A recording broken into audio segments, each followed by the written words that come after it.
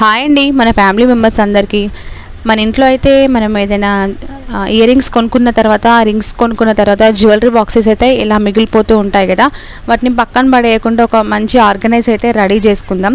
ఇలాగైతే ఫస్ట్ ఆ బాక్స్లో నుండి అయితే దాన్ని తీసేసుకున్న తర్వాత మన ఇంట్లో కాటన్ బాక్సెస్ అయినా లేకపోతే నోట్బుక్స్ అట్టలైనా ఉంటాయి కదా, అవి తీసేసుకోవాలి. నా దగ్గర అయితే ఒక బూస్ట్ బాక్స్ ఖాళీ అయిపోయిన బాక్స్ అయితే ఉండింది నా దగ్గర.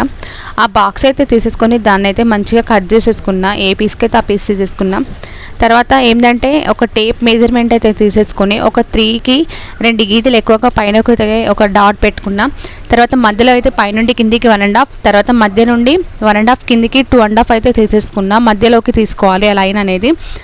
నెక్స్ట్ మధ్యలోకి ఇలా లైన్ తీసేసుకున్న తర్వాత ఇలా క్రాస్ లైన్ అయితే తీసుకొని మధ్యలో ఒక స్ట్రైట్ లైన్ అయితే తీసుకోవాలి.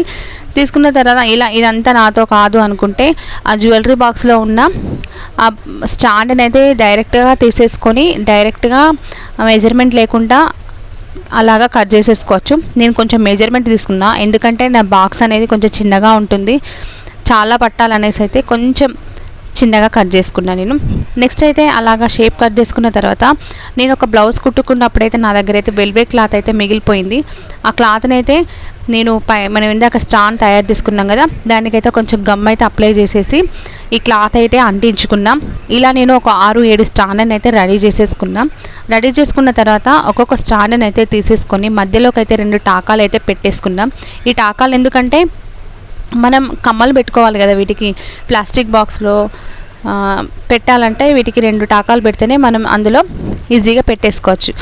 ఇలాగండి పెట్టేసుకొని కమ్మలు అయితే తగిలించుకొని బాక్స్లో అయితే ఇలాగ పెట్టుకున్నా. మనం ఏదైనా ఫంక్షన్స్కి అయితే వెళ్ళినప్పుడు ఇలా ఆర్గనైజ్ చేసుకోవడం వల్ల మనకి ఈజీగా దొరుకుతుంది, మళ్ళీ ఈజీగా పెట్టుకోవచ్చు. ఓకేనండి, ఈ వీడియో కనుక మీకు నచ్చినట్లయితే మన ఛానల్ని అయితే లైక్ అండ్ షేర్, సబ్స్క్రైబ్ చేయడం మర్చిపోకండి. Thank you for watching this video.